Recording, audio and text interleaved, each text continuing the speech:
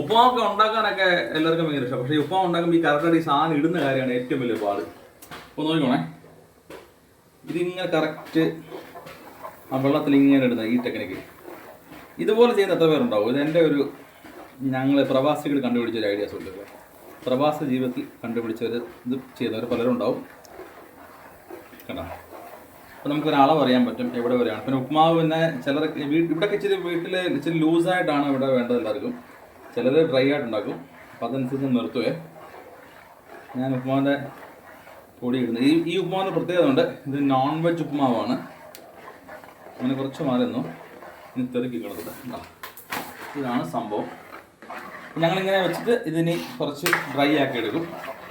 ഇതാണ് എന്നെ കാണിക്കും.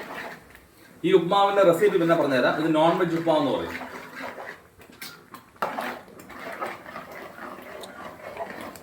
അടച്ചു വെച്ചാൽ മതി, ലോ ഫ്ലെയിമിലാക്കിയിട്ട്. ഉണ്ടോ? ഈ പടക്കമാണ് വലിയ പാട്. എവിടെ അടപ്പ് കാണുന്നില്ല. മതി.